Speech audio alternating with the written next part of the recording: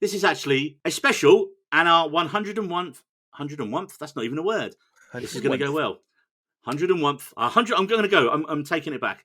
It's 101th episode, and it's going to be an extraordinary episode. Cue the music.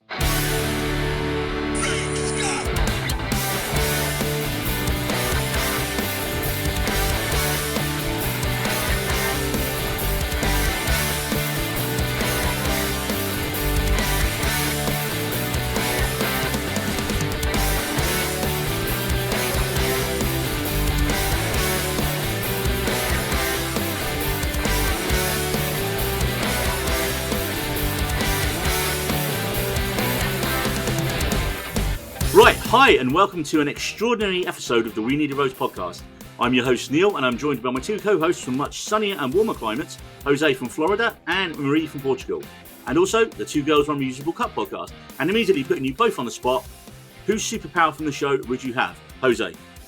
Well, I went kind of back and forth, but, Cash's time travel and Gregor's super speed were really tempting, but ultimately I chose time travel. Even if it's in small increments, it'd be really great to pull a Cash and try to fix everything in one day. And Marie. Jizz Lords. I mean, I'm already practically a cat. I wouldn't turn human ever again. I would just stay a cat. There we go. I think I would actually pick Carrie's, because imagine what you could learn from all the other dead people. It'd be like the superpowered version of Wikipedia, and you'd actually know the truth about all these people, because you would actually literally be able to hear from them. Up until this season, I would agree with you, but then after what happens in one of the episodes, I'd be a little cautious about that. Well, yeah, but I mean, also you can take the piss out of Hitler, right? Which, everyone should. That's true. So. That's true. I was about to say that. So, extraordinary, because I'm still not sure how you pronounce it, whether it's one word or two. Disney Plus's first homegrown UK production comes back for its second series of 8 episodes, which have all dropped on Disney Plus in the UK and Hulu in the States. And I just do not see enough people talking about this brilliant show on social media. Why? I mean, Disney Plus in the UK are really trying to get word out there. Season 1 is being repeated on the ITV Hub, which is like one of our main 4 original networks streaming platform. And it's even being broadcast on ITV2 at the moment before one of, regrettably, the UK's biggest shows that you will never catch me watching in my life, Love Island. Love Island. Shudders with shame. You want to be on there. That's your dream. I've never watched an episode in my life, Jose. If you think we lived that show in our cruise days. Yes. And I think we all really enjoyed season 1, and so much so that one of our first big guests we had on the podcast last year was one of the show's editors, the Emmy-nominated Dan Crinian, who also worked on Killing Eve and has recently worked on Halo. And we had him on for a chat, which is episode 64 and certainly worth your time. So, how do we keep up that level of brilliant insight from someone who worked on the show for this episode on season 2? Well, let me just say, everyone, make sure you're not near any metallic objects in the kitchen, as I've managed to secure an interview with our first ever superhero on the podcast. And that is Magnet Girl herself. Yes, I was lucky enough to interview the wonderful Olivia Marcus recently, talking all things her career so far, what her influences are, how she got the role of Magnet Girl on the show, and what it's like to get your first mid-credit sting. So sit back and enjoy our first ever accent interview on We Need a Rhodes. Hi, Olivia, and welcome to the We Need a Rhodes podcast. And how's it going? Hello, thank you. I'm good. You never know how you are till someone asks you. My God, I'm full of pizza. I've had a lot of pizza, so I think I've done the back holiday the right way. That'll keep you going throughout the podcast. Yeah. Exactly. I've loaded up. There you go. That's actually what this is. This is just me doing sort of endurance. So yeah, how are you?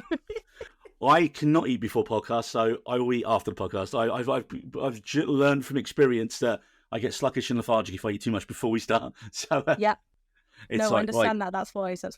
Is it extraordinary or extraordinary? Do you know what?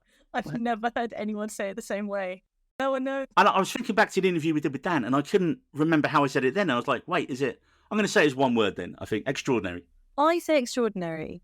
But then okay, we're going to go with it. Sometimes there's a contraction at the end of the word too, and you can say extraordinary. And then there's extraordinary. I'm going to say extraordinary is the most common pronunciation I've heard amongst cast, crew, and friends. Great.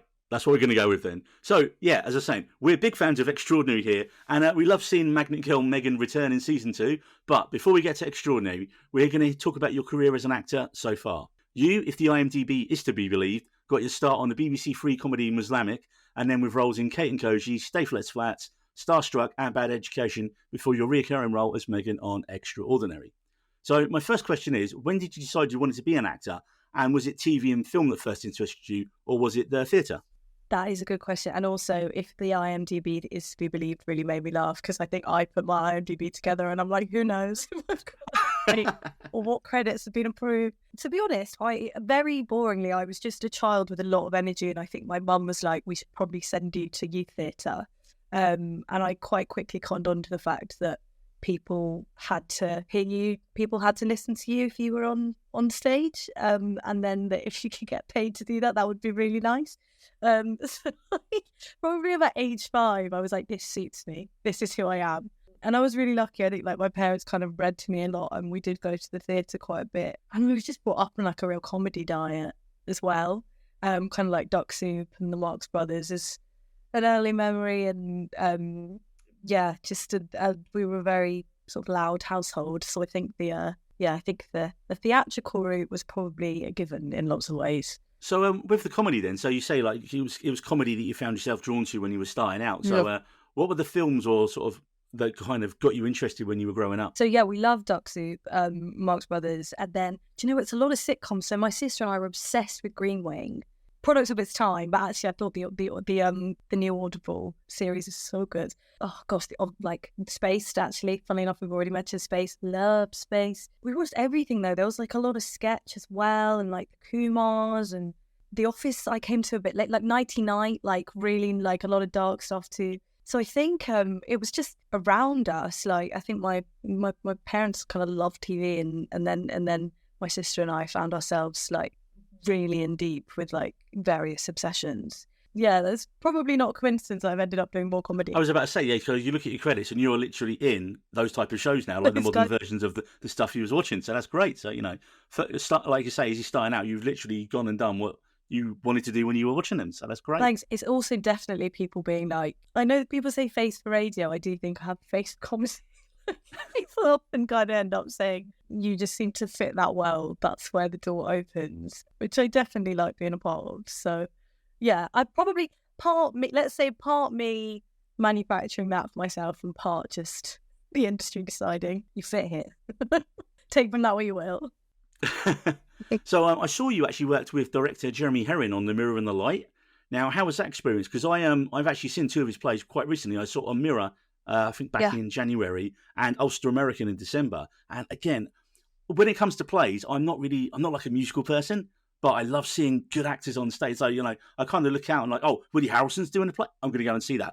It's, what's her name from Derry Girls, isn't it? I'm going to go and see Louisa, that. You know. She's fantastic. That's it. Yeah. And she's kind of similar in a way that, you know, like she wasn't one of the main core 4 when the show started, but every one of her lines was like this comedy bomb dropped in. Her line delivery was spot on. Absolutely. I mean, she's like, what an actress. She's brilliant. Obviously, with Renegade now just coming out as well, which was a superb show. Really enjoying that as well. I am always baffled by how different theatre and screen work are. And I think like Jeremy just has such experience that he just knows how to build a play. Like he knew just how to put a play together. So kind of structurally, it was not an experience I'd had before. And then there were kind of a lot of older established actors, and then sort of half older established actors, half quite young cast. So we were learning from each other. Yeah, I look back on it really fondly. The women were kind of, you know, we were playing like Tudor queens or like Tudor ladies in waiting. So a lot more traditional. But even that kind of, the show has a really like comic touch. So I think I kind of gravitate towards those things. But yes, I'm yet to see Ulster American. I think I'm seeing Long Day's Journey into Night soon. Also Louisa, also Jeremy. But I think it's just exciting working with someone that like absolutely knows how to inject a play with life and colour, and at the same time it's unbelievably slick. Like we made this like really well-oiled machine, which is just completely different to TV. Turn up on the day and see what happens. So I was about to say, at this stage in your career, do you have a preference for what sort of type of work? Do you enjoy the theatre stuff more? I would say I these days lean towards TV, and I think it is to do with the pace And I quite like those areas of the unknown. And the fact that I think it's so interesting that you do a scene and then you just leave it behind. You've done all that work on that scene. It's just a completely different experience. I love both. Theatre, I think it's so strange that you have to, you're going to go on stage and you're going to provide a whole arc and tell a whole story, and then you go home and you shake it off for the evening. And then, as I said, on TV, you can shoot the very last scene you're doing, and then months later, the very first one. So it's just a completely different experience. It's quite, I think both. A boring answer, but I think No, that's I like that's both. fair, But I that's fair lean enough. towards TV maybe more recently, just in terms of the pace of it. Because like I say, you've had like the odd guest appearances here and there, and like you say, with Extraordinary, that's kind of, if I'm right, your first kind of recurring role. Yeah. So what led to your casting in season 1 of Extraordinary? What was it that you had done? And you're laughing already, so this looks like it's going to be a good story. I am. Well, this group came in and I thought, this is so funny. And Megan was a tiny part. I mean, obviously, is much smaller in season 1. And it was the scene in season 1 with the interview where they're interviewing, and Magnet Girl's like, I'm Magnet, but, I'm not active all the time.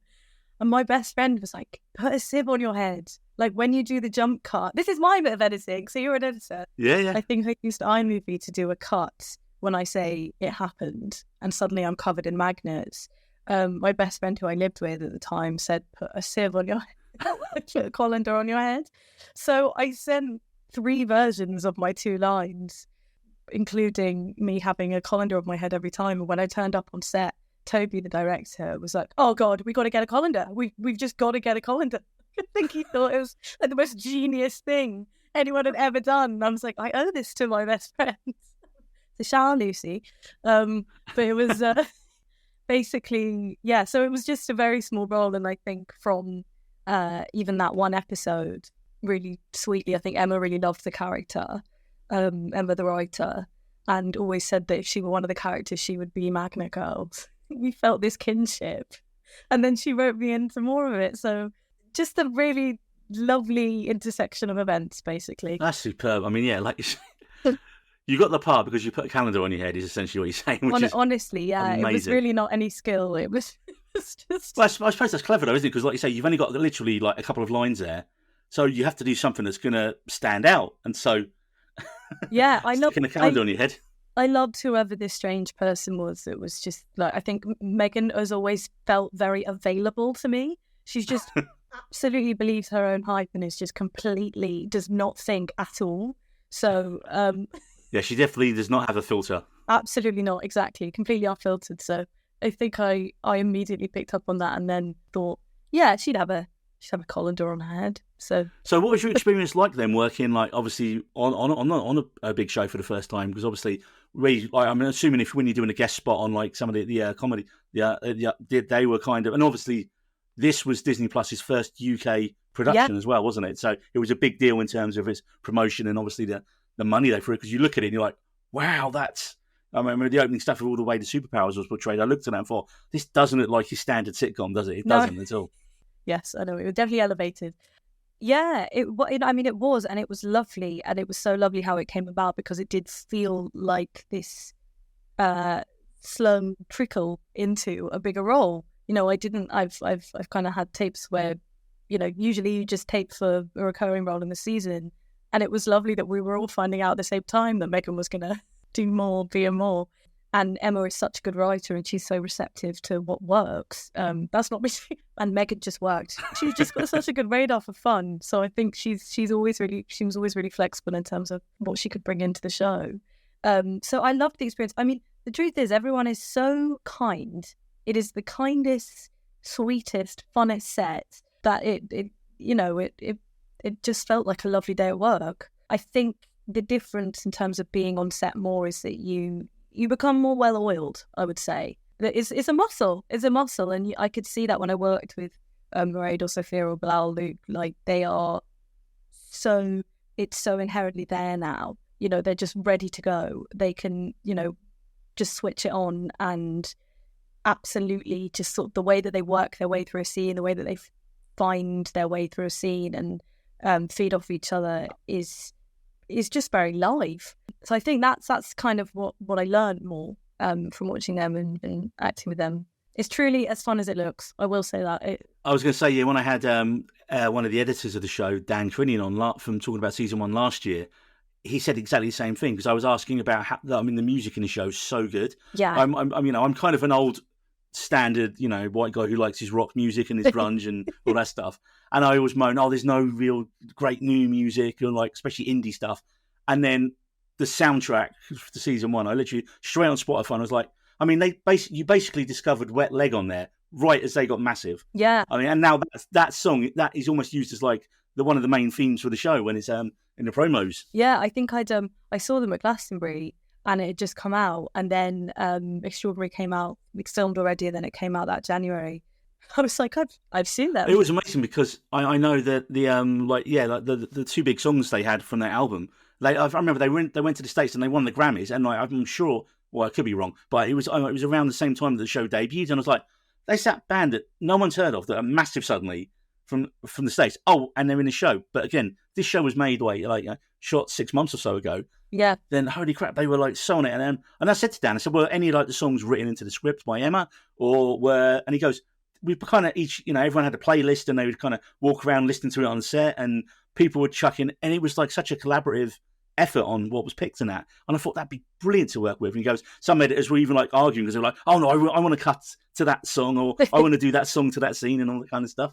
So it just showed you how like you say, what a fun experience it sounded like to be on. Completely. I think everyone is so good at their job on it. I mean, the music. I mean, they're so perceptive, as you say. They just seem they found this language for it that really works in terms of. I feel like the music's quite brash, but always also like a little bit tongue in cheek.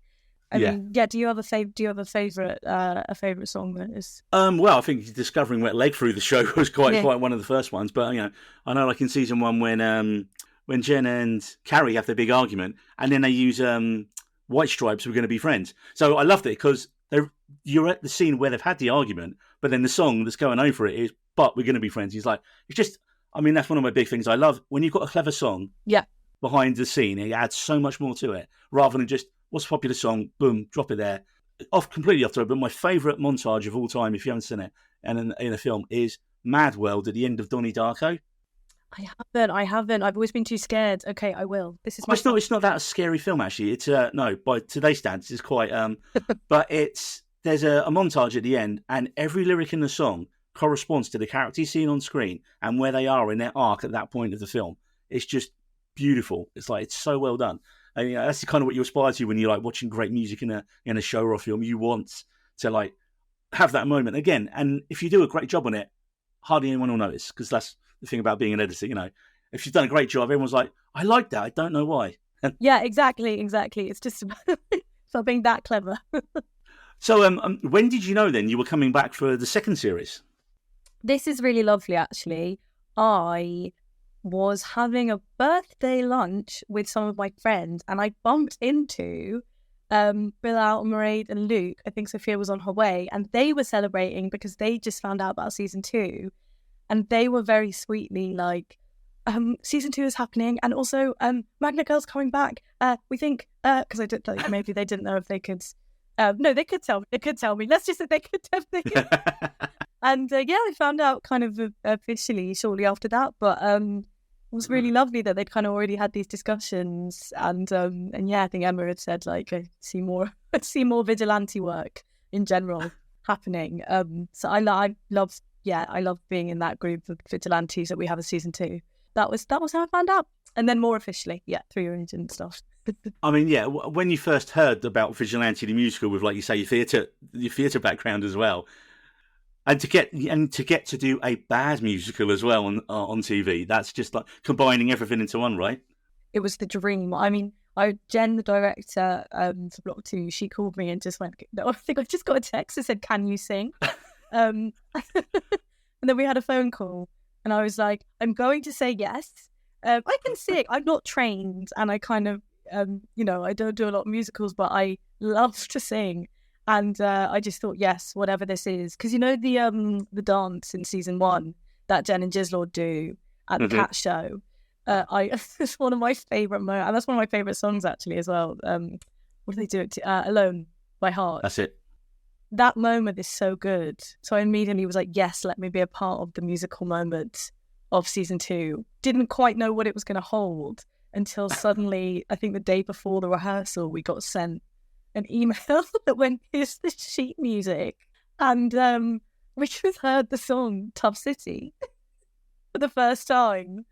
And I was like, this is a work of art. I mean, the first thing it made me think of was like one of the most best TV musicals of all time is The Nightman Comer from It's Always Sunny in Philadelphia. I know it. I haven't seen, so I'm not particularly up to date with It's Always Sunny, but I know the musical. Yes, Yeah, I know how it is cited as an iconic bad musical. Yeah, and it's so bad, but so good. So much so that when they did their pod, because they obviously, like everyone, did a podcast during COVID as well, and then they came over and did it, and I saw them do it at the Royal Albert Hall last year, and they actually let us in too early, and so they actually ruined the show because we walked out. I was walking up to my seat, and I was like, "Wait a minute, that sounds like the song from." And then you saw that the whole cast was on stage, and it wasn't supposed to be. So, like Caitlin Olsen actually wasn't supposed to be there officially, and then you see her on stage, and they're all like singing the Nightman, which is the finale of the show, and I was like, I don't think they're supposed to have let us in yet. So we walk back down again. But then I was like, I've got like a little audio clip on my phone. I was like, this is cool. So yeah, behind the scenes. But I think with Megan, what I liked about it is that she just seems to yell out the subtext of what the audience is thinking all the time. As like when like people were like season 1, they were like, oh, there was definitely tension between like Cash and Gregor though, like sexual tension. And she just comes out and says it in season 2. With Nora and Jen when they're having a nose-to-nose argument, you just walk out of the toilet. My God, Kit, it was every line is just like I say, there's like a comedy bomb just being dropped in there. It's joy, yeah. I mean, yeah, that's how Megan. I know when they put the "Oh my God" kiss in again, I was like, that's it. I've got a catchphrase. I can die happy. But yeah, I think that's just Emma. That's Emma's genius, and she's really good at listening to every actor's specific intonation. I think we found something together.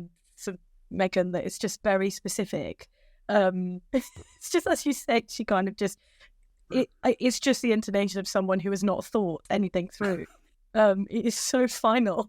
So we kind of found that, and then Emma brought it into season 2 even more. She just writes for your voice so well. So I love Vega.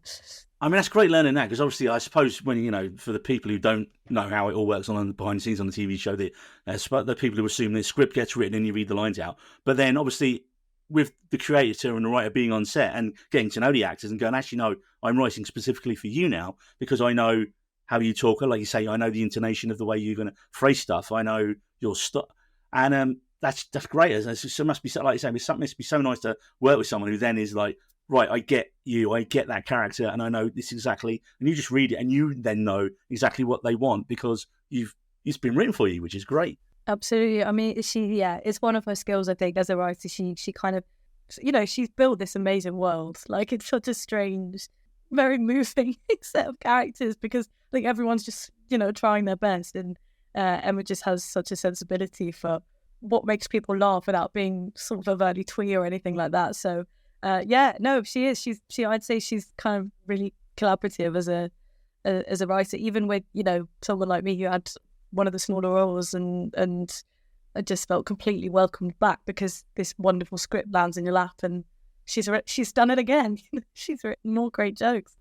I mean, that's what we kept telling people. Like when season 1 came out, I think we kept saying like, "Oh, well, it's a superhero show," and everyone's like, "Oh no, not another superhero show." And it's like, no, but it's not, because the superpowers in it are generally quite crap, or they're great, but they're done crappily. I mean, like Carrie's power, channeling the dead, should be awesome, but it's used for legal disputes and basically annoying Hitler. It's.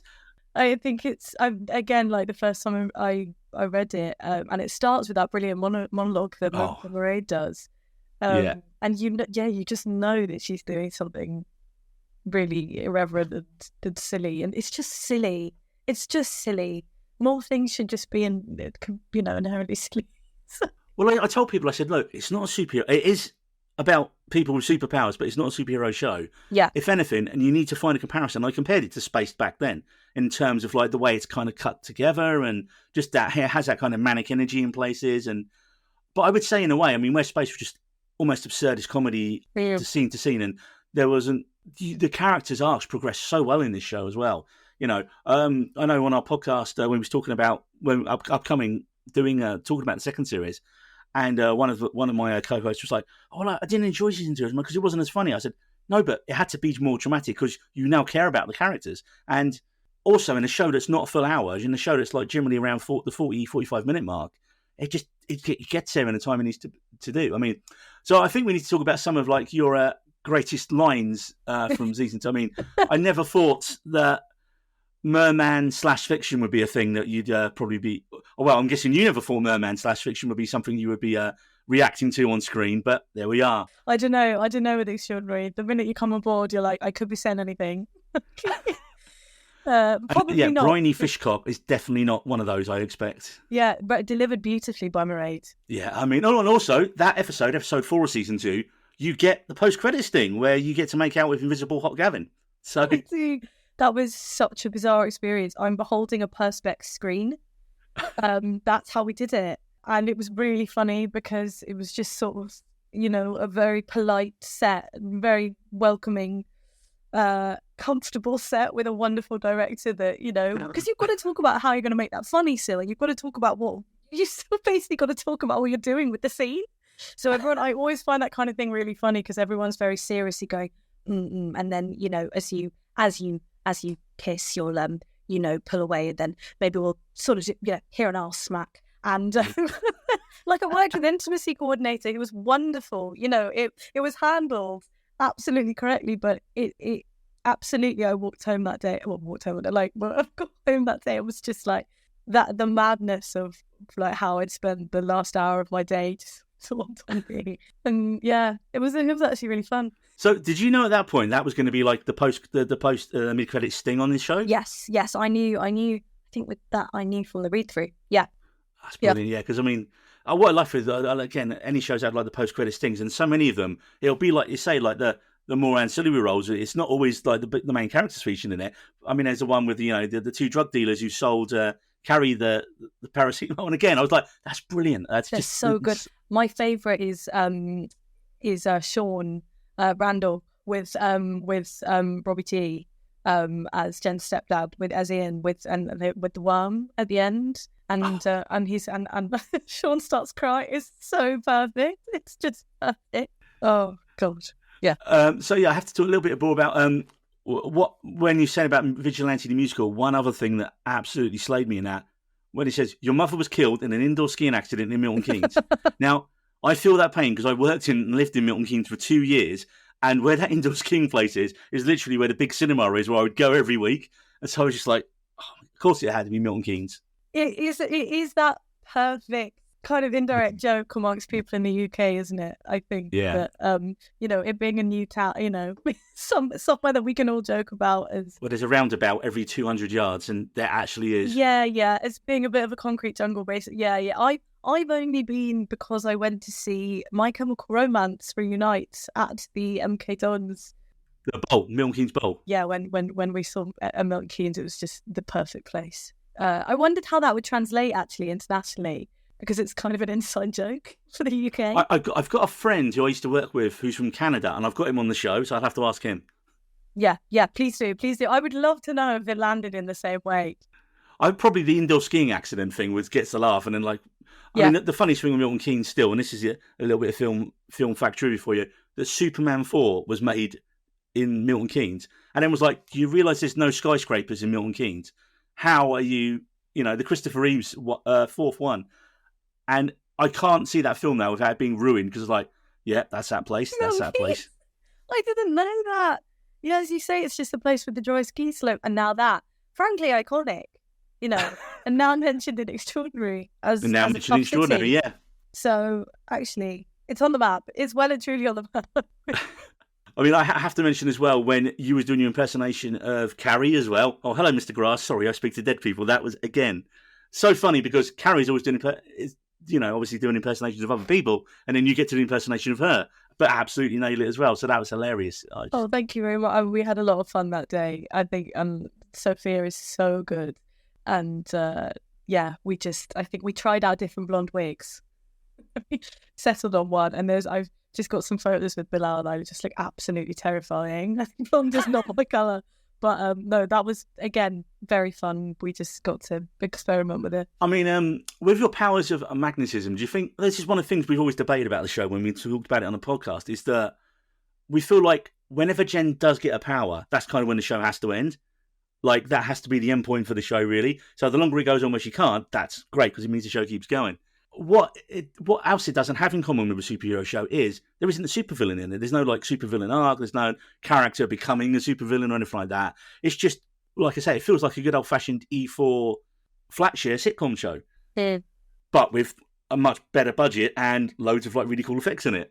But so I guess the question I was trying to get to there was, if they ever did do, what character, or do you think? I mean, obviously Megan, that she could easily be like, daughter of Magneto from X-Men. So if she actually went to go fully evil with it, I think like Megan probably is a bit dark sizes.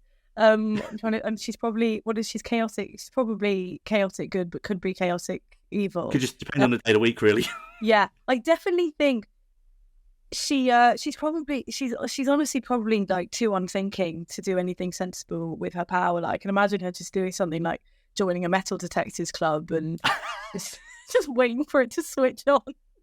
Just something really strange and unhelpful to her life. Just she's probably, or like trying to like, I don't know, like being like, maybe I should do something helpful and like something like try and join like a lab and just be like trying to kind of help science, and I can just imagine her absolutely getting in the way. So you've just pitched the Extraordinary Detectorists crossover episode. Yes, exactly. That's exactly what I'm doing. Yeah. Mackenzie Cook, let's go. There you go. Heard it here first. She definitely, it would end up being just something like theft. That's Megan for you. I feel like she'd try a bunch of different things with her power. She can't control it, which also is just very Megan. She doesn't know when it switches on. Well, it was like the guy he can control fish, and he's like, wait a second, and then the fish comes through the window.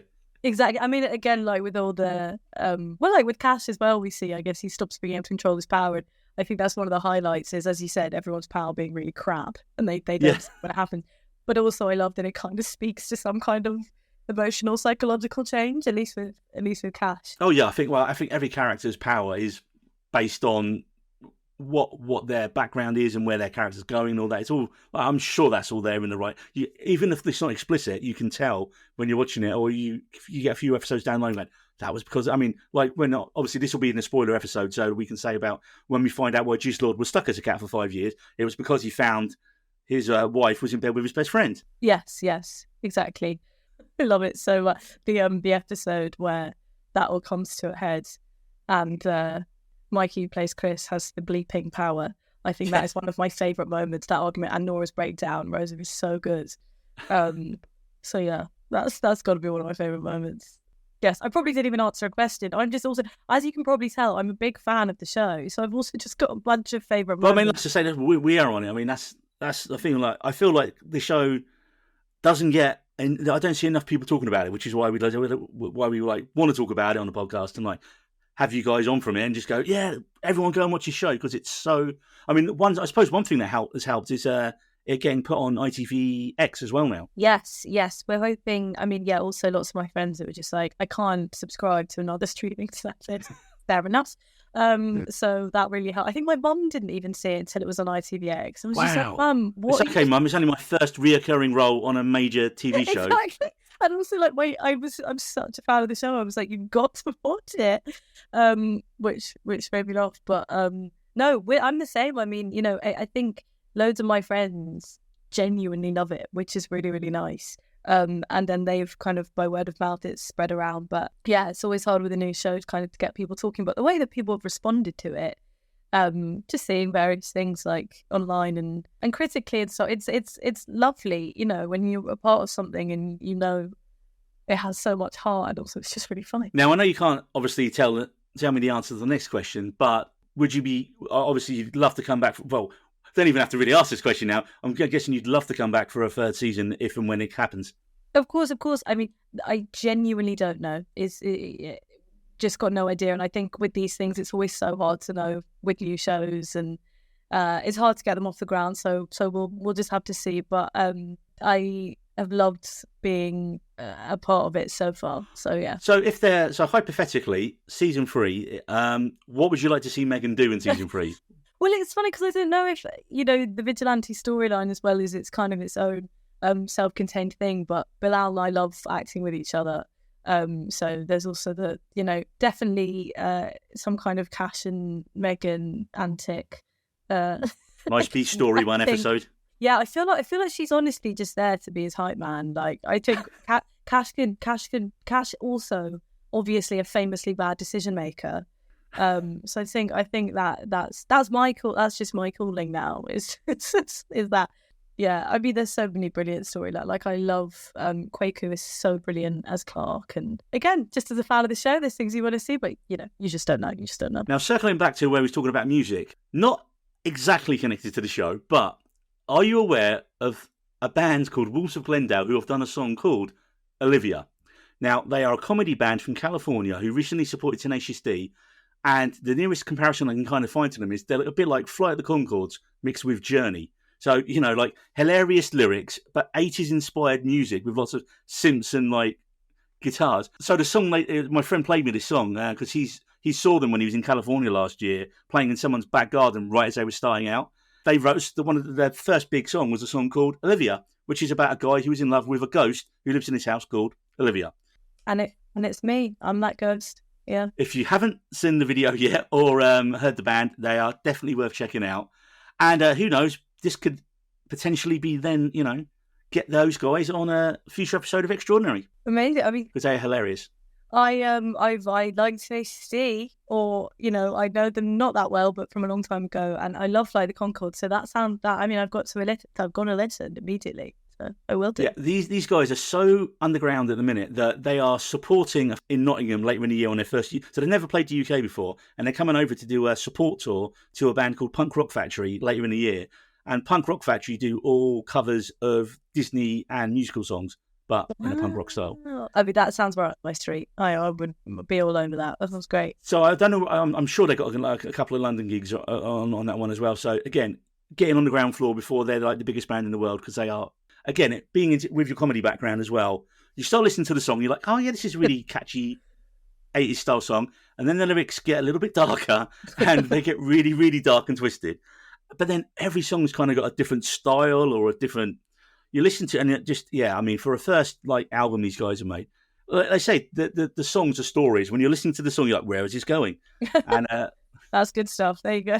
you had. So there's your recommendations from the thing. So thank you. Did you learn anything about special effects on the show? Because obviously theatre you've thrown out there and it's it's all there on stage, but did you have to do any green screen acting or like talk to tennis balls at any point in the show? It wasn't green screen, but it is amazing because some of it is, with the magnets, for example, in season 1 that was stuck onto my face. Amazing hair and makeup team kind of sewed a whisk into my hair and used skin-friendly glue to put most of those items on. But then there's so it's practical. Yes, very practical. But then exactly, I was kind of clanging around like it was stuck on. And then underneath, I was wearing a morph suit. Kind of forgot about this. So long ago now, I was wearing a morph suit, a magnetic morph suit, and then my costume on top. And then they stuck various metal things to me. So I was kind of clanging down the stairs when we did the scene. And then the moment in that scene where an extra key or something kind of flies onto my face, that's special effects. Right.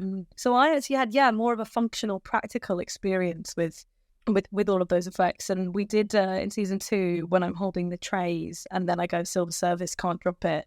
I turn the trays around and the food falls off. I had these like metal rods tied to my arms. So you're full Wolverine. Yes, exactly. And I couldn't with the trays on the end, and the trays again magnetic. So in between takes, we couldn't take the metal rods off, but I could rest my tray hands on the counter. So I just had to rest with my tray hands while someone loaded me up with canapes, and then we do the take. So that's just very well hidden in a costume. So I mean, it was fascinating seeing how they work. Like the special effects guys are brilliant, and they, as I said, they're not just working with the green screen, but they're coming up with combination of everything. Exactly. That's amazing. It's so good to hear when like that. I think you get the best stuff when there's that mix of practical and CG, isn't it? You know, when they're so well blended together. And like you say, watching that scene, no one would know what was CG and what was practical. Absolutely. Coming up, obviously that's extraordinary. So, talking your career as you're going forward, what would be your dream role? Do you know what? Someone was asking me this the other day, and it's really terrible that I'm not sort of armed with an answer. But the truth is, I would just love to lead either a sitcom or a comedy drama that I absolutely love. I love kind of hearing from new writers. I think Jack Rook's amazing. I mean, obviously not new now, but like Michaela Cole is the most wonderful writer. And Emma and Oliver Taylor and Dylan Mapplethorpe, they're two new writers that are brilliant as well. Honestly, it would probably be just something that I think is brilliantly funny and then also punches you in the gut like Extraordinary. There you get best of both worlds. So your own sitcom is basically what you're saying? Essentially. I mean, I'm kind of writing at the moment as well, so that's something that I'm doing. But I think it used to be, I used to think this Shakespearean role or this classical role. And as I've gotten a little bit older, I think it's always about the writing. I always just come back to, that hook, basically. Okay, so do you think your more experience on the TV side of things over recent years then has kind of made you want to go more down that route then? Yeah, I mean, in theatre, I am just always in awe of people that are leading these, really weighty productions because it is absolutely exhausting. And I love Shakespeare as well. And I love comedy plays, and something like Accidental Death of an Anarchist is really fun. And this is a problem. My brain is just sort of full of tangents. So I'm like, I'll go here now. I think I would love the experience of leading again, kind of a comedy play or Shakespeare or just brilliant new writing that I used to go to the Royal Court all the time. But it has totally come down to reading something and just feeling the excitement about it for the first time. Amazing. Like the Extraordinary script kind of landing in front of me and going like, this is so funny. Someone is feeling really stupid.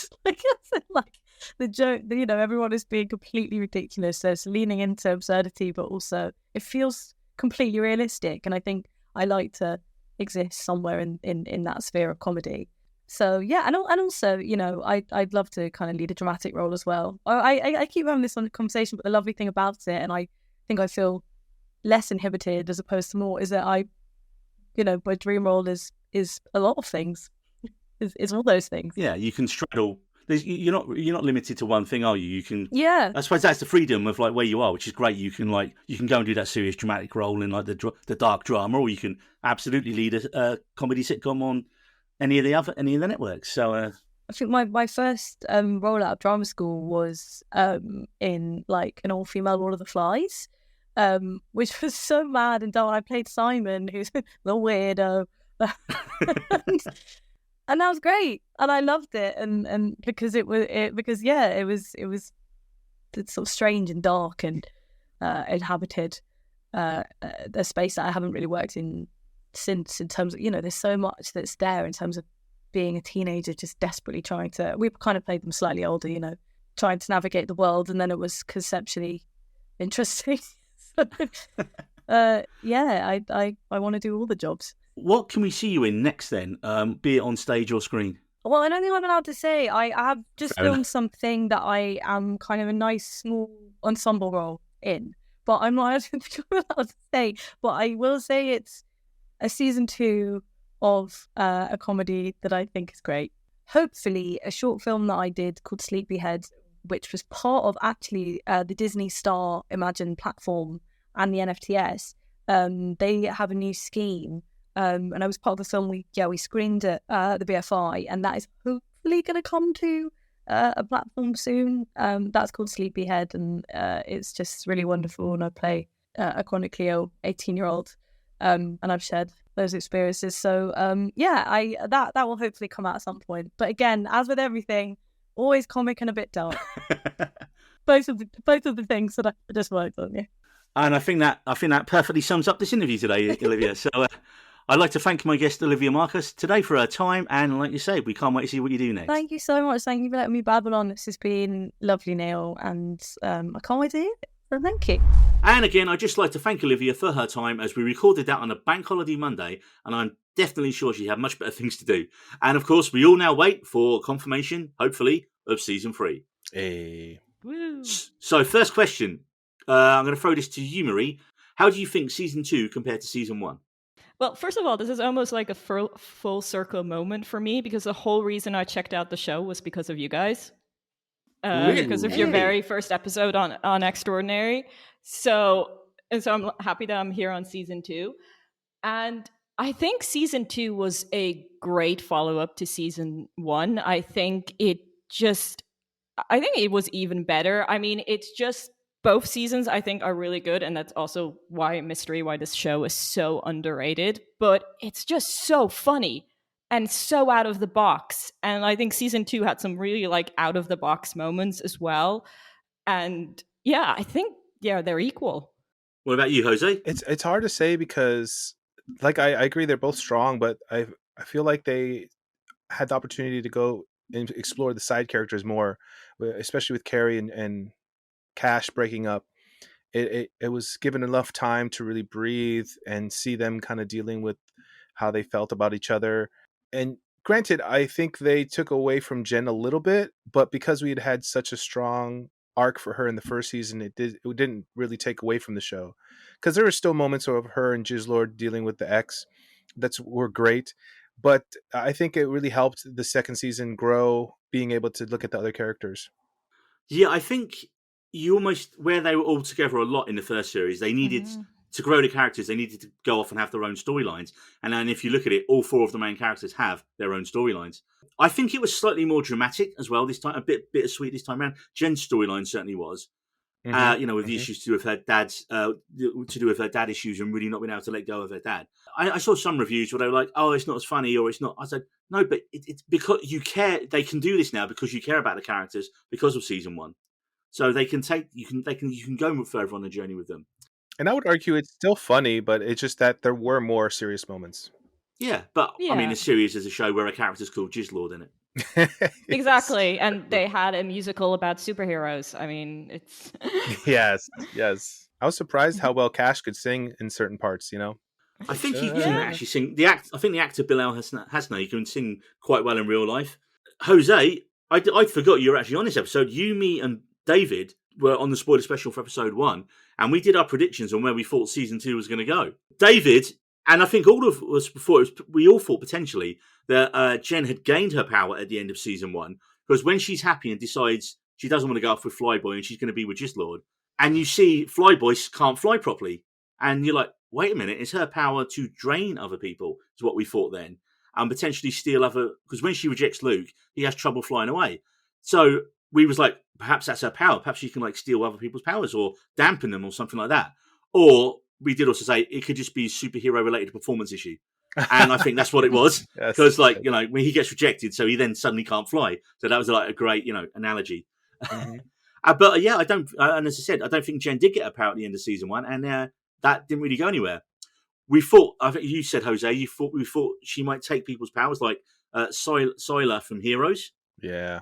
But obviously she wasn't murdering them all. So nope.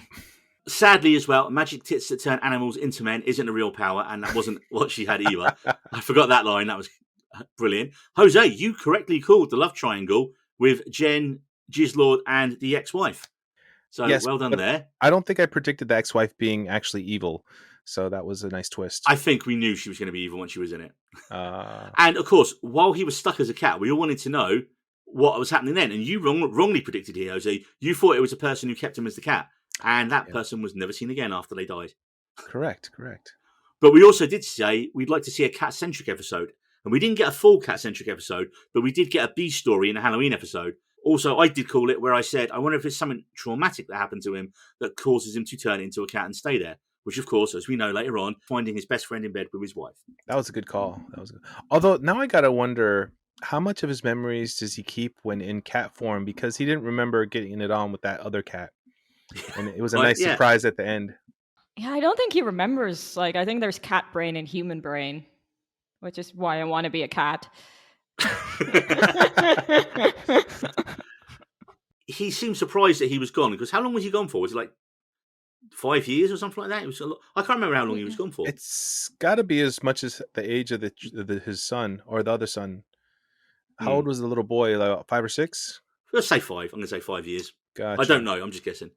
Well, in one episode, he was like 90, but that was funny. That was twisted and weird.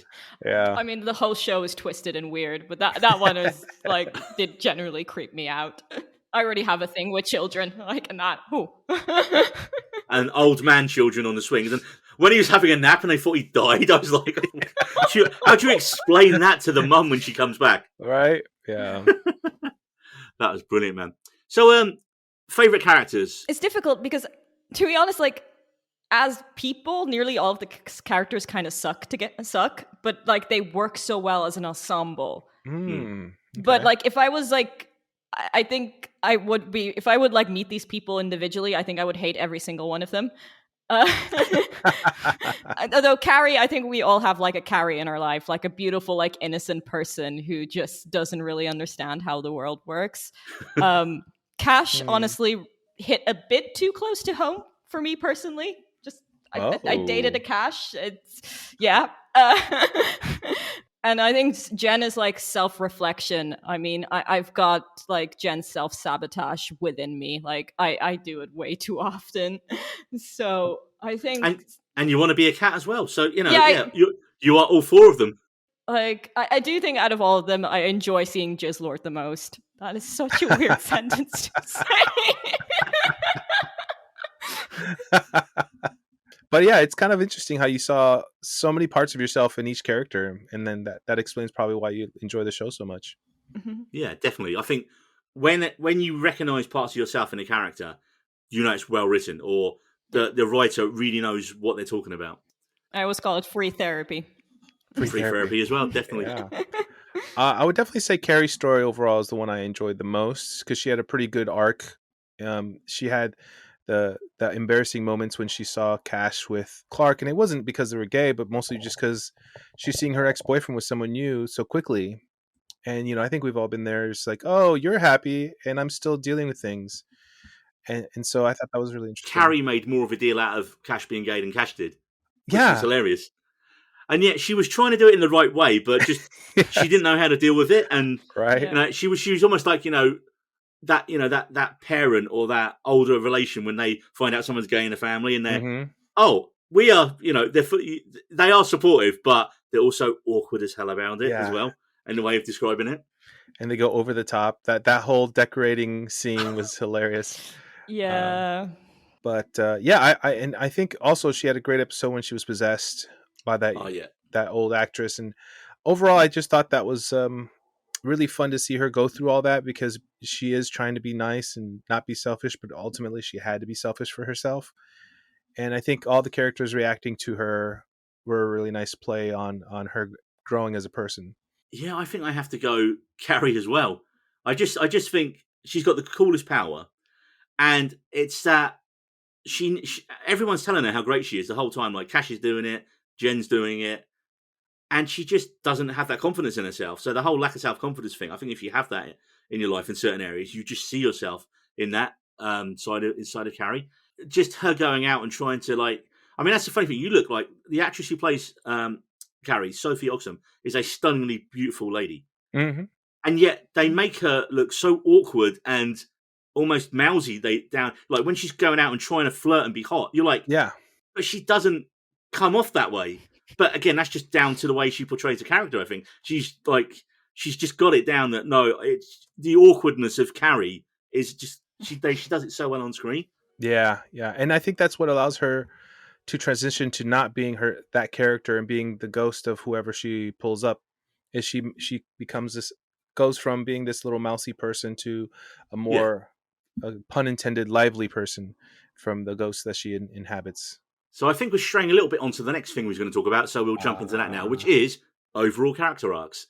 So, First of all, Jen, and then as we mentioned, some of us thought she might have had a power that was teased at the end of season 1, but no, she still didn't get one, and she still didn't get one by the end of season 2, although she did fall into the void. Nope, this season it's childhood trauma that seems to be blocking her power, and it's her sessions at the clinic with Julian Barrett's George that she hopes will finally bring her power. Although she does kiss him and then get kicked off the program, so it looks like she's going to have to fix it with her friends. I love the whole conceit of the Mind Palace that she had. That was great. Honestly, I love that whole set. I love like any depiction of the mind, and I just loved hers, like all the different bookstores. But great idea, especially with like the cassettes and videotapes for certain memories and books with titles. It was just awesome. I should have actually. I did freeze frame one of them to write down some of them, and but I wish I'd just written them all down because they are so good. The ones I've got are The Collected Lies of Jen Regan. Yes. Weird Things You Thought About While Masturbating, Volume 13. Times Your Nan Calls You Flat. Oh. No, I just wanted to say, can we just shout out the set design? Because that was just genius. Like, the little details they put in that, like, Mind Palace. Like, I just love little things like that. That was one of the opening images for season 2. And it was released. It was Jen peering through the big hole in the library. And how they transitioned from room to room with, like, books falling, and it was just great. Secret passages. Yeah, I really got to respect that. Shout out to the set designers. And how you could see her progress, like when the room got neater, so you could actually see how her progress. And then obviously she self-sabotages herself, so everything goes crashing down again. Yeah, you got to give it up to these people that come up with these ideas, because I would have never been able to think of that. No, I mean, the writer of the show, Emma Moran, is... I mean, again, she wrote season 1 where she was finishing off her degree at university, which is insane. Wow. And as you heard in Olivia's interview, she said the writing is so good, even on like some of the lines. And and she said herself actually that the writer Emma, her favorite character is Magnet Girl. Aww. So she was like, she goes, "I am Magnet Girl." She basically, that's how she is in real life. She was saying that the writer of the show is like a lot how she is, so which is why once she kind of obviously realised that with a script, that's how they kind of bonded over it. And she's like, "Yeah, we're gonna have to put you in a bit more. Do you sing?" "Yeah, of course." And she's like, "I can sing, but not like, professional singing." So, okay, which obviously comes into Cash's storyline in a bit. I interject just a little bit. How many of you know the actress Kristen Schaal from Bob's Burgers? Or she's also a comedian. Yeah, she was in Flight of the Conchords. I was about to say Flight of the Conchords. Mel. She kind of gives me like a young vibe of Kristen Schaal, doesn't she? Kristen Schaal. Yeah. Actually, I can see that. Yeah. Yes. So it's like a young, early version of Kristen Schaal, I feel like. And I enjoy Kristen Schaal so much, and just because of the unpredictability. What was the other show she was in? The Last Man on Earth with Will Porto. Yes. Which was very good. So good. I mean, just she's a little bit quirky and unpredictable, and I really enjoy that in comedians. So also, she's in What We Do in the Shadows as well. I didn't see that. I need to watch that. She's the guide. Yeah, she's brilliant. So great, man. The guide. Oh yeah, so getting back to Jen, there's real emotional weight under the comedy this time, and as you say, it's her journey of realizing that not letting her dad go might be the reason why she can't develop her power. But also, so you've and what I like is Jen's got two storylines. She's got that, which is like the dramatic side of her character, but then you have the comedic side, which is her and Jizzlord clashing with Jizzlord's ex-wife Nora, which gives us so many classic terrible Jen moments. And I mean, the highlight for me has to be her reading out Megan's C-person sex stories. Briny fishcock is a phrase you never think you would say anywhere, let alone on the podcast. But yes. Yeah. But I mean, if anything, I have to give credit to the dad's side, because I never really thought that was an issue, especially in season 1 when she was talking to him on the phone. I was like, okay, they have a healthy relationship. There's no problem there. And except he's dead. Yeah, I mean, now we realize that's the problem. Well, I think it's the mother's reaction that makes you realise it's a problem. Mm-hmm. And then Jim's like, oh, wait, she's moved on. She's got her, because that was one weird thing, that her younger stepsister didn't turn up in this series. Oh, you're right. So I'm guessing just the actress wasn't available. Yeah, I forgot she had a sister. Yeah, so she was just not mentioned at all. I did like how they sadly kind of made her mother a little bit more capable with electronics powers. And then sneaking like she was learning. Oh, and she gets her exorcist moment, a exorcist shot at the end of the possession episode, where she walks away. The spirit has left, or something like that. She's fabulous. Actually, she's my favorite character. I also just love the concept behind her, like that. Like she has the power to control technology, but she doesn't know technology. But she doesn't know technology. Which is brilliant. Yeah. Classic. And that's what I think the show does so well. Everyone who's got a superpower, it makes it mundane and crap. And it's such a British thing to do, isn't it? Like, oh, we got superpowers, but they're a bit pants. It'd be like being able to fly, but only like 2 feet off the ground. That would be my power. Like, honest, if I was in that world, I would get a shit power where I would probably just be able to hover. Like, great. You'd be like, a couple of inches off the floor, and that would be it, wouldn't it? It'd be okay for crossing puddles, but I mean, I gotta admit, Randall's being able to poop 3D printed items. How do you even come up with That's that? great. And not just like another level when he became a piñata at a children's party. Like, yes. What? I was like, wait a minute. This guy looks familiar. Well, as you heard in the interview, Olivia said her favourite post-credit sting is the one where Randall is trying to become the worm, and he's just laying on the floor. He's like, I can't fucking do it. I gotta give it up. That was a great moment.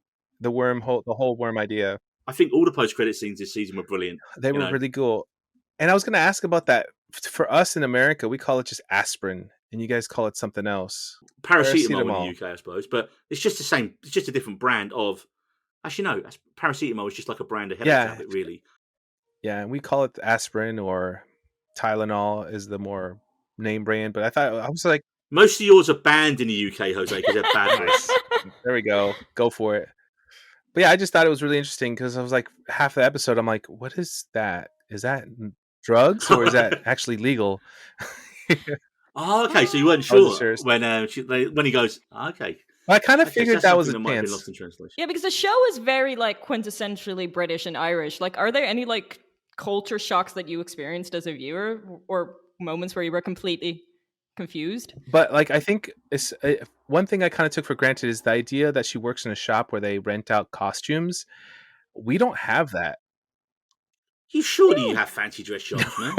No, we don't. We just buy our costumes. We don't rent them. That's kind of gross because if you think about how much you sweat in them and then you return them, that's actually not a thing here.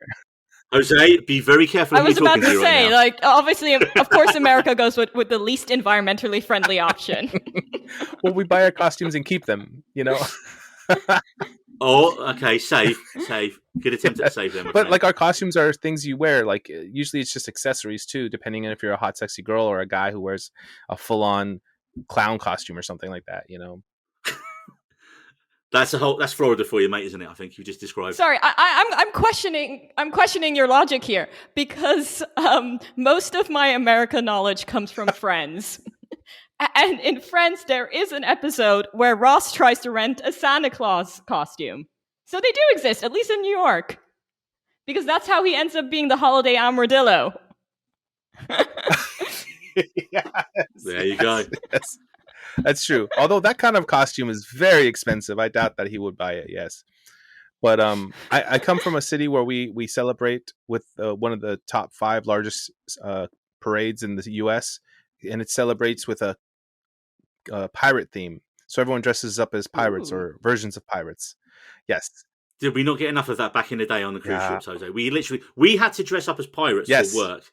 And it was fun sometimes because the manager, you'd had to kind of you basically, little sidebar story. Yes. So being a photographer on board, you would have to corner people when they came out of the restaurants or in the restaurants when they're having a food, which is a terrible idea because no one wants pictures of themselves while they're eating or once they've just had a meal and they've got a bunch of drunk photographers outside pretending to be pirates and just going, and holding fake swords at them, which is what we had to do.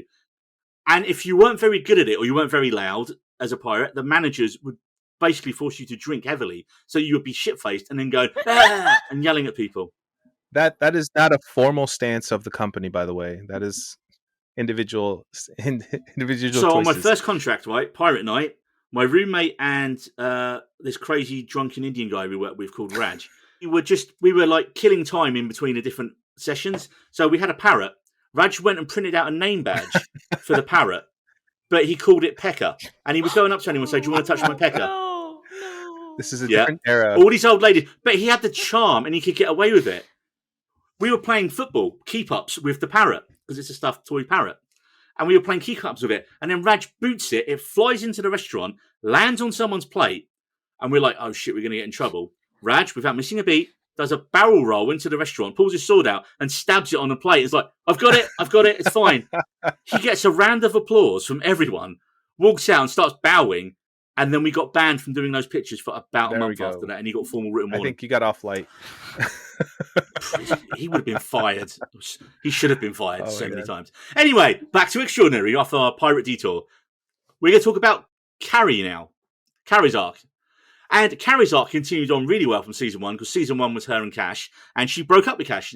And this season sees her struggle with a breakup, make a terrible spontaneous haircut decision, get possessed by a horny old movie star, be really, really bad at trying to date, but finally she gets to be a bit more assertive as she takes control of the finale's musical episode. And as per season 1, Sophia Oxenham's physical performance as Carrie is superb. I mean, I loved her buying drugs, and then the credits revealed that they were paracetamol, Jose. Yes. But the thing I loved of all, I think probably one of my favourite bits from the whole show overall, was I loved that they didn't put Carrie and Cash back together Correct. at the end. So often in these type of shows, you expect, he's going to go on his journey and he's going to be a better guy, and then they're going to get back together. And no, he was still exactly the same as he was. He just found a boyfriend, and that was absolutely out of nowhere. I'd say he was a little bit of a better person, just a little bit. Yeah, because he was trying, but he was still crap. But even in season 1, when he was trying, he was still really crap. Oh, he was. As I said, trying. It hit close to home. He was a crap boyfriend. Like, it's... honestly, I cheered so much when she finally dumped his ass. Nice.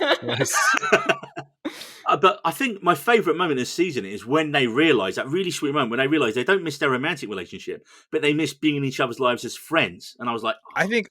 That's such a great idea that a lot of other shows could have probably done better. Is instead of creating them as romantic interest after the first breakup, they should have just stayed as friends. And the way the show goes, I don't think you're going to see Cash and Carrie back together ever, which is great. No, just move and on. Now they can definitely do more storylines on their own. Cash's arc was a surprising one because I think although we didn't want it, I thought he's going to try and improve himself and get back. Try and win Carrie back again. But he was just so useless at everything in season 1. And I don't think anyone had Cash being gay and putting on a musical on an Extraordinary bingo card. No. That was a very pleasant surprise. What's great in Bilal Hassan's performance as Cash is that in this season, you can see he's motivated and trying to improve himself, but he's still largely very bad at it. When he gets a job at Carrie's office, she's like, why is he here? Why are you doing this to me? And he isn't thinking like, I'm doing it to that. He's just doing it. He's like, I know you can get me a job. I'll be honest, I thought that was suspicious because that was still early on. I was really suspicious. Yeah, I suppose so. But I'm glad that it was just innocent, and that's all he knew. Yeah, because instead of he wrecks her stationery. Oh, yeah. that I'm as a stationary girl, that was a horror movie for me. Oh my god, yeah, that bothered me. That even bothered me. I'm like, why would you do that? Oh, and then she just goes into the cupboard and starts screaming. I love that. But I mean, the episode where he flashes forward and sees himself making out with his co-worker Clark, but what I like is instead of him instantly leaving, and he's trying to do everything he can to make sure the situation won't arise, but then when it does, he just simply goes with it. I love how he just simply falls into this relationship with Clark, and also how immediately accepting everyone is. Yeah. Despite Carrie going a little overboard on it, which we mentioned a little bit, and. I think what the show does really well is it doesn't make an issue out of what Cash is. He never says he's gay. He never says he's bi. It's just he's just in a relationship. It's just he's in a relationship with Clark, and that's it. And that's what you really want. I think sometimes when it comes to representation in shows, obviously because there hasn't been enough good LGBTQ representation in shows, it always seems out of place. But this is the kind of show where you want to get to that place where a character can just be in a relationship with someone of different sex. And it's not a big thing, and it's not a big storyline. It's just we normal. Just make a quick fart joke out of it right away. Yeah, exactly. And they go straight to him singing Bumhole, and you're like, oh yeah, he's fine with it. And I think that was good because that kind of undercuts the tension that Carrie's feeling about, oh no, have I gone too far in that? And then he's like, goes, that's it, because I think even Jen says something like, I think he's okay with it, and you're like, and she's like Bumhole, and like playing the thing. The bum. I literally got my notes, and it just says Bumhole song. Yes. The stuff the show is making us say. I mean, pulling a trailer for this one would be insane. Yeah, don't clip anything out of context. Pull a trailer for this show. Or just all clips out of context. So let's talk about, and again, Jizzlord. Perfect transition. Yeah, perfect transition from awkward stuff. So Jizzlord's arc this year has to do with his past life catching up with him and finding out he had a wife and a son. But thankfully, though, because we know the show wants Jen and Jizzlord together, we find out that Jen, the Jizzlord's wife, the seemingly supportive Nora, is actually an absolute bitch monster from hell, who Jen fairly quickly figures out, and that the inciting incident that drove Jiz into becoming cat form was him coming home and finding his wife in bed with his best friend. And also, later on, even then, she's still trying to get him back, with like the carrot of, yeah, but you know, you've got a son. Mhm. And then you find out it's not the son. I did kind of rumble that early on. I was just like, but it's when you have the episode where he meets his best friend, I was like, the kid who looks an awfully lot like the best friend Mhm. and See, not it didn't Gizmo. click to me until at the beginning of the episode you find out. I was like, wait a minute. I was very slow to come onto it.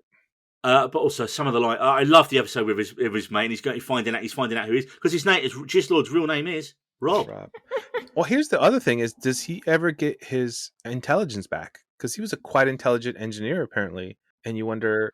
I think, yeah, we debated the cat brain versus human brain thing, so I think it might take him another season or so. And then No, at that that's a point, good does he still point. like Jen when he's an intelligent man who with a job?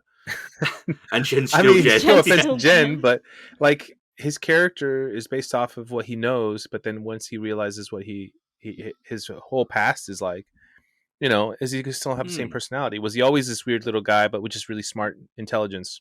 There's definitely more to mine there, isn't there, with this story? I mean, some of the lines I've written, I loved his love of pro wrestling with his friends. Yeah, that was pretty. I was like, I'm a wrestling fan, so the fact he goes in and hits him with a chair, Yes, like, that was really good. Yeah, That was properly I was like, unnecessary. awesome, 100% would do that. And then he's trying to like, yeah, I'm bonding with you, and he's like, you know, get him in a headlock.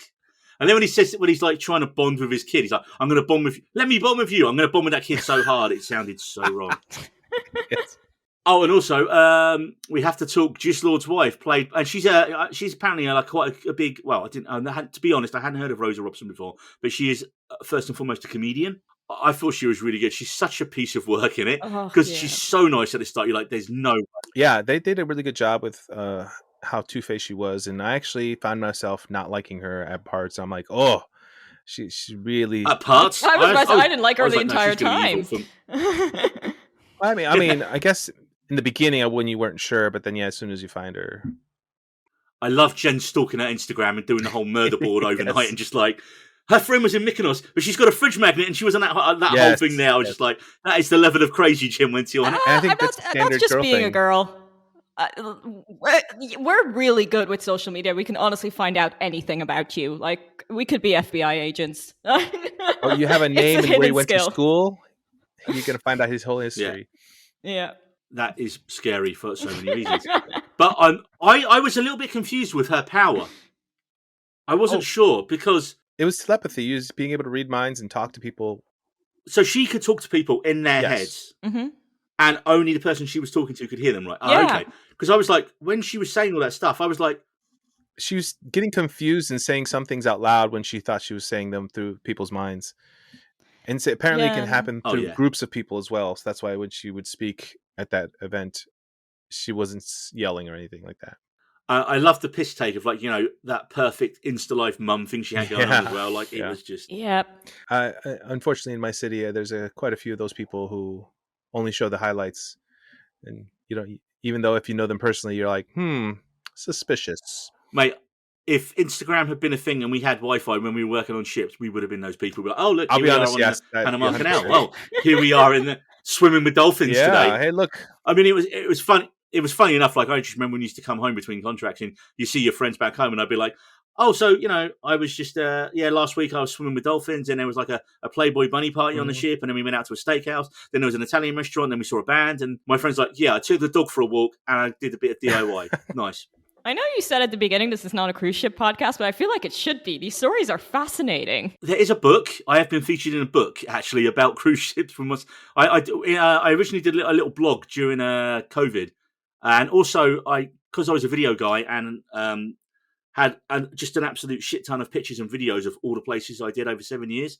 When I moved into a new place once, I had no Wi-Fi, no internet for 6 weeks. So I finally went through them all. So I went, right, ports, places I've been to, A to Z, contracts I've been on, all shipboard parties and on-board stuff by year down to the end. And I just sorted it all out, uploaded all my stuff, backed it up online. And then I started writing down, I was like, because you look at your pictures and you remember what you were doing on that day and date.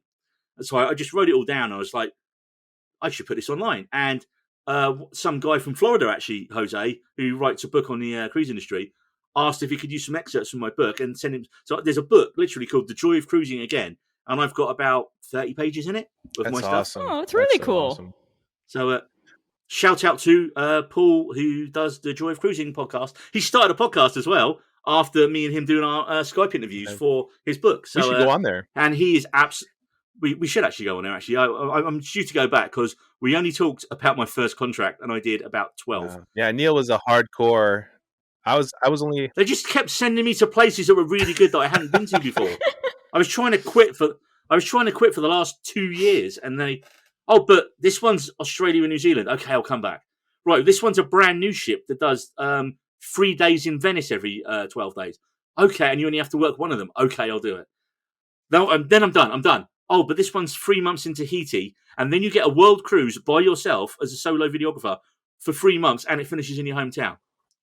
And that's when I called it a day. Anyway, back to Extraordinary and away from our now second podcast, Jose, apparently, on cruise ships. And let's move on to something there was a lot of on board, which is musicals and performances. Let's talk Vigilante the musical. And my notes just say, discuss. Marie. I love that they got the Vigilante groups back together and in such a unique way, because at the end of season 1 you didn't really know what was happening with that and obviously because the characters were so unique you obviously wanted to see them again, but yeah, it also makes sense because they turn everything into a musical these days. Nearly everything has a musical. But yeah, I love that entire subplot. Back to the Future the musical, Death Note the musical, it's getting out of control. Spirited Away, Mean Girls the musical. They made the musical into a movie, and then made it into a movie, and then made it into a musical movie. That was oh god, let's not talk about that. Too many things, too many layers. So, Jose, your thoughts on Vigilante the musical? I quite enjoyed it. I wasn't sure what to expect, if they were going to purposely make it really bad, even though it was bad, but actually good. The exploding head not working, that was kind of funny. But no, I enjoyed Cash's use of reverse time travel. He finally sucked it up and was like, I'm going to make time work for me. And he was able to go back in time again. And I really liked how he was trying to make it perfect. And then Clark finally just like, hey, just go with it, man. I really enjoyed him learning from that experience. That's probably the most Cash has shown growth in the 2 seasons there. And he's just like, wait a minute. You can see everyone else is having a laugh doing it and everyone's enjoying doing it. And he's like, why? It doesn't need to be perfect. As someone who lived on the mean streets of Milton Keynes for almost 2 years, I felt seen by this musical. And I have been to that indoor skiing centre. Because that indoor skiing centre is this giant multiplex place that has the cinema in it. And so I'd go there every week to the cinema. And I'd just keep walking past and go, that's a massive indoor skiing centre. So the fact that someone's origin story starts there in the musical from there. And like you say, it's great to see Cash's gang back again. So let's talk character arcs and where we think season 3 is going to go. So Jen, I think, obviously has to get back from the void at some point. Or it could be like a kind of Christmas Carol, It's a Wonderful Life situation where she realises that she doesn't need a power again. Although we've kind of been there and done that. And then when she gets a power, when she's made peace with... Or it could be that thing with when she finally gives up on not wanting a power, that's when she gets it. But I just don't... I'm not sure where it's going to go. You've got a different take there, Jose, I see. Wait. Oh, sorry. Marie. I don't know. I've got a theory. That's and I've been like, okay. Is it bunnies? No. I honestly, this is my prediction for season 3, and I'm fairly confident in this. Which regarding Jen's story, that Jen's in our world, and that's what the void is. That Jen's in our world, and she gets her powers. And then she tries to become a superhero in our world, but because she's Jen, she fucks it up. I wrote that down, didn't I? I'm pretty sure I wrote that down. I swear I did not look at your notes. I've had this theory since I finished season 2. I even messaged Neil about it. I didn't tell him, but I told him I had a theory. Oh, man. Jose had written in, the other idea I have is that she travels to a world where no one has powers, and she has a power. And it may not be amazing, but it'll be enough to make her famous. Yes. So, okay, well, both of you have gone with that. And just kind of... add on to what my first part of my theory is, knowing this show, she seems to recognize where she's at. So I think it's probably just somewhere out in the country where there's like a large pile of garbage, and then she's like, "Okay, I got to get home now." So I think that's it's just like a warp thing or something. She's just been dropped from one place to the other. Yeah. See, that's why I think it's a parallel dimension. That's why I think because like their world is basically our world without the superpowers. So that's why I thought. The only thing that would stop me thinking that is if that happened, you'd probably have to separate it from the main cast for a good couple of episodes. And I don't think they're going to do that. I think at best she'll be back from the void or wherever it is by the end of the episode. I don't know. Think so, too. I think Cash and Carrie are Cash, Carrie, and Jizzlord are stupid enough to follow her. Yes, actually, I could see that. I could totally see that. Oh man, so we have a team of 4 superheroes with moderately interesting powers. Yeah. I mean, and that'd be brilliant if all of them were in a world where they're, and then they have to get back, and then of course, if they go back, Jin loses her power. oh wow, That'd be quite a nice story. And can she go back to not having a power again and not having like that fame, just being? So that could be quite a nice way to do it. My main idea was I thought it'd just be what if she turns up and it's Milton Keynes. They've already took a shot at it with the musical, and it could just be like a giant dump somewhere in Milton Keynes. Oh, that'd be funny. I feel like people would notice it though. I lived there; they would not. Sorry, to all apologies to all the people of Milton Keynes. No, burn bridges. They'd just Gil, be burn like, "Oh, it's bridges." just another roundabout." I'm never going back to that place, man. Never. Oh, man. You can't make me. Yeah, I think it's going to be like a Star Trek style thing. You know, like some of the best episodes of Star Trek where they like someone's captured or they're like stuck on an alien planet or they're stuck in another dimension. And it's a big cliffhanger, and then it's usually resolved by the end of the first episode because you need the main characters back together in the same space. Yeah. So I think at most Jen will be in the void for one episode, and then you have because at its core, it's not a superhero show; it's a flat share show with our 4 main characters. I Correct. think season 2 took them as far away from each other as it really could. They all got their own character arcs, which was nice and really well done. I also see her and Jiz happily continuing on. Although this is TV, right? So there needs to be some kind of obstacle for them in season 3. So I wondered, what if the mother cat of his kittens was actually a shapeshifter as well? And then this other woman just turns up. But then we kind of already did that that. would be too much of a repeat of season 2. I really, because of course they didn't do the whole breaking up and getting back together thing with Carrie. I really hope that's like one of my biggest pet peeves. Just let couples be happy. Like, just let them be happy. Don't, like, come up with some, like, inconvenience to separate them again. We've already had this. Yeah. I mean, and could they're be just already something- apart. It could be just something about them learning to live together by themselves instead of with Carrie Yeah. and Cash. Maybe they move out, but still friends with Carrie and Cash. I And then, can't see any of them moving out. I see them all staying in the same place for the way the show goes. So that's enough on Jen. She has got a lot to deal with in season 3 by the looks of things. Carrie. Now, poor Carrie needs to get laid. Because she Yes. really tried in season 2. She absolutely tried.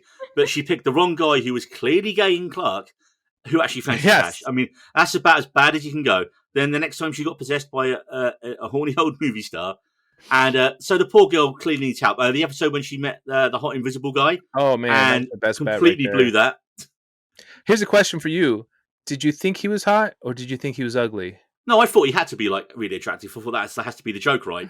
Yeah. What about you, Marie? I thought you would be attractive, yeah. Magnet Girl, she gets her post-credit scene and she gets to make out with him. And that made me laugh. The fact she said, she said, like it says in the interview, she had to stand there. She had to have a whole chat with an intimacy coordinator about doing that scene where she's literally just standing there, like doing air kissing. Yeah. And she just remembered, said, walking home that day, she's like, how crazy her job is that she had to have that conversation in the first place. Yeah. Carrie's got her self-assuredness now after how she like gets everyone together at the end of season 2.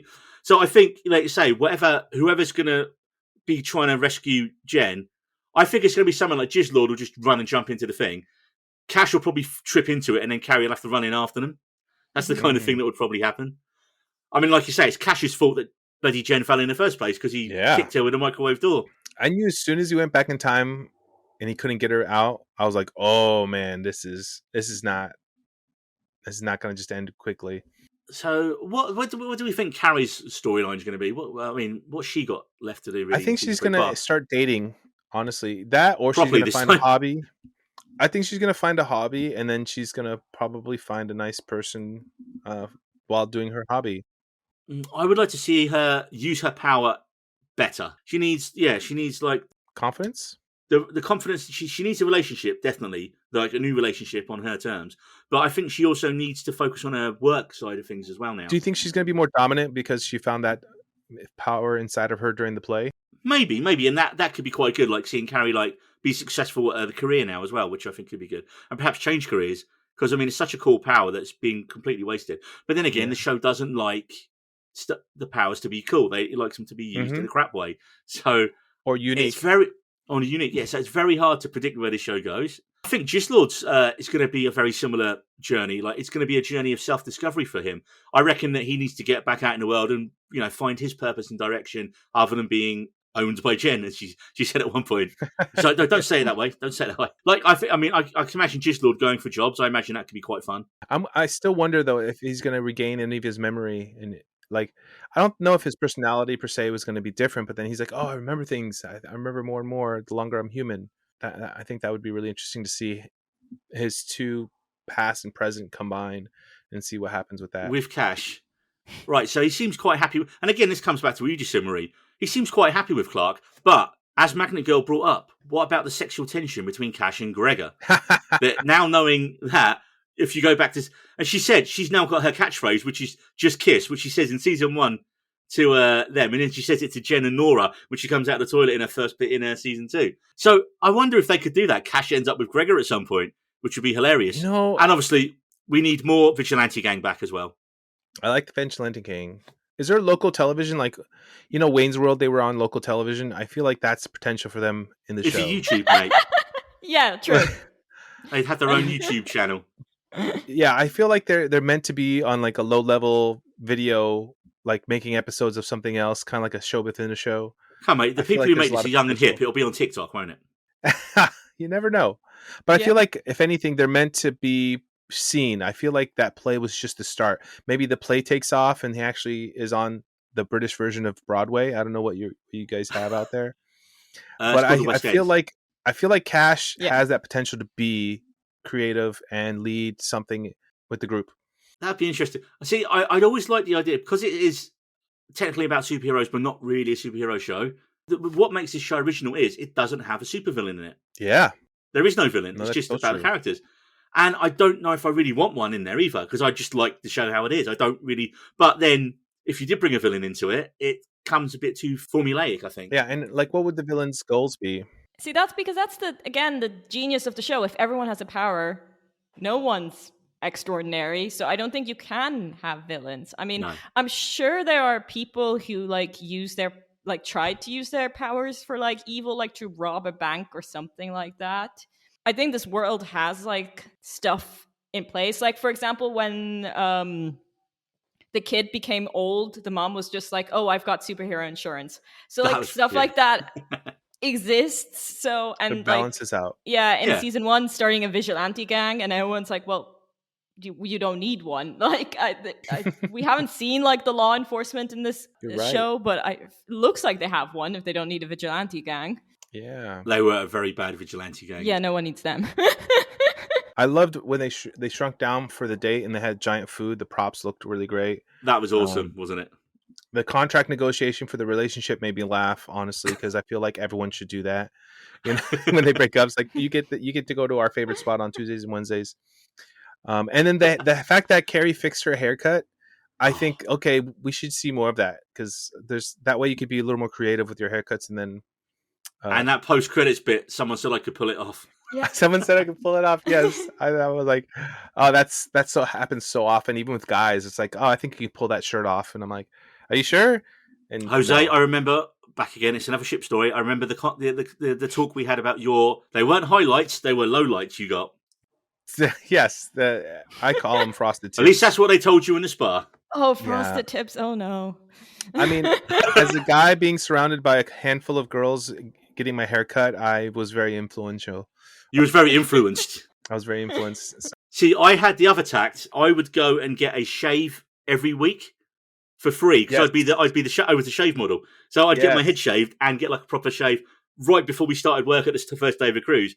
And because usually I'd have a hangover because we'd be somewhere the last night. And so I'd just sit there in the chair and they like warm towels, neck and shoulder massage. And as the passengers are walking around seeing all the different services on offer, you would be there to model the service. So I just lay there for so you got a free haircut every week. It was brilliant. Yes. Anyway, back to the show. Episode 4 started with really hard music, and I'm like, that one is for Ben and Neil. Oh, the heavy metal one. Yeah, and then butter wouldn't melt. Saying there was something about butter wouldn't melt, and I Yeah, don't know you're what not that was. familiar with that saying? Not at all. It just means someone butter wouldn't melt means that person's really innocent. Butter wouldn't melt in their mouth. Oh my god. I forget the context of that line now, but Who is Kim Petras, and is Dolly Parton a gay symbol over in England? Because I Okay. don't know necessarily England. I think she's just a gay icon everywhere because she's Dolly Parton. well, I mean, in America, she's just a really amazing actress. No, she's like the queen of the queer community. Ah, okay. And Kim Petras is a trans performer. She did that one song with Sam Smith. Oh God, how does it go? It was on TikTok for a long time. It's like a proper earworm. Kim Petras, like a recent gay icon. Oh, and then I really liked episode 7 where Jizzlord tries to have sex with a woman, and he meets up with the bridesmaids, and it turns out Oh, that woman controls anyone with her name. Taylor. Yes, I'm like, Anyone that's who's actually called really Taylor. smart. There should have been a Taylor Swift joke in there, shouldn't there? They missed. I didn't even think of that. That's perfect.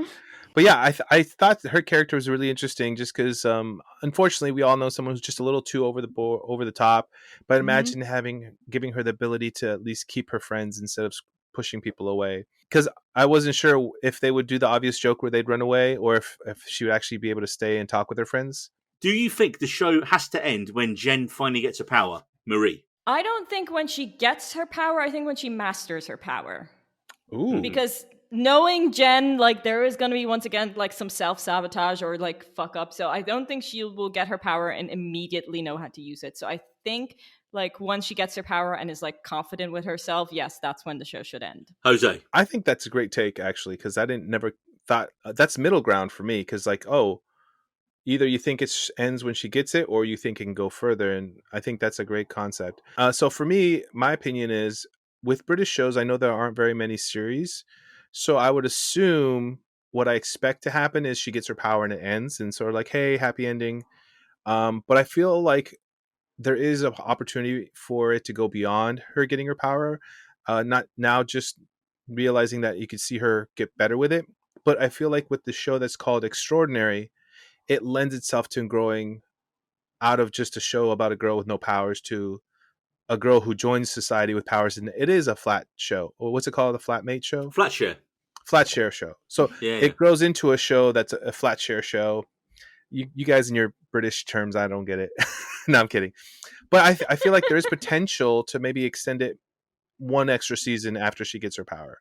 But yeah, I don't see it happening very long because of, like I said, there aren't very many series for British shows. What I would say, and again, obviously, in the interview, Olivia couldn't say about season 3 if it had been commissioned or not, and she said, we don't know ourselves.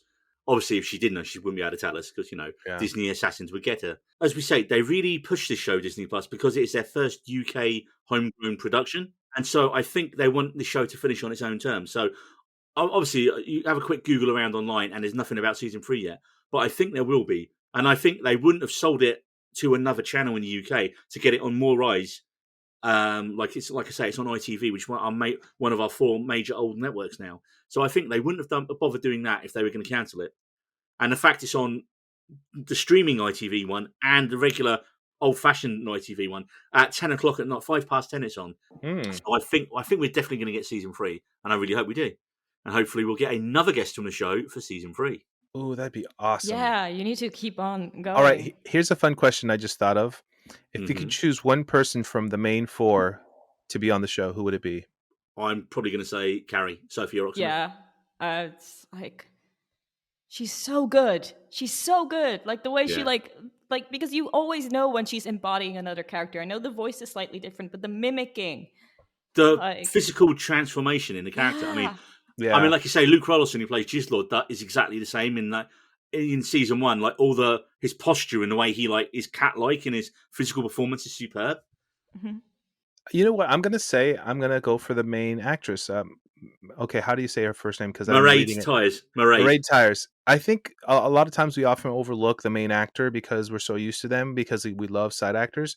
So I'm gonna go with Mairead Tyres, just because I think it would be fun to see what it's like to carry a show and to be able to play with other actors. I wouldn't argue against that. I mean, I you'd be happy having anyone from the show on, but but it always works to suck up to. I don't necessarily think it's her show outright. I think it's such Really? a well-written show. No, I mean, obviously Jen's story about having no powers is the main crux of the show.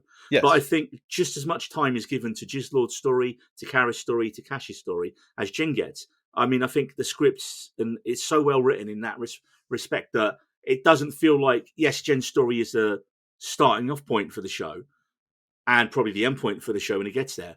But I feel like all those four main characters are equally given time and screen time and plot lines and story. I agree. That's a pretty good perspective of it. So that's about all the time we have for today. But remember, there are a metric shit ton of ways you can get in contact with us here at the We Needy Roads podcast. You can find me at Needy Roads on Twitter, where I'm active daily. Give us a follow on there. David runs our Instagram, which is at We Needed Roads. You can drop us an email or a message at weneededroads@gmail.com if you abhor social media like Ben does, which is why he set that address up for us. You can even buy our merch and get our awesome logo on a t-shirt if you go to hawker.live, HAWK-R.live, and search for the We Needed Roads podcast. And finally, if you like what you hear, just give us a 5-star review on your podcast platform of choice. I believe you can even now leave us comments on episodes on Spotify, and you can also send us text messages, which sadly no one has yet. So hey, be the first person to do that, and we'll give you a shout out. Yay! I'd like to thank our guests today, again, the brilliant Olivia Marcus, and I'd like to thank my co-hosts today, Jose. Cheers, mates. And Marie. Thank you for having me again. That's all the time we have today, folks. We'll see you next time. We Needed Roads.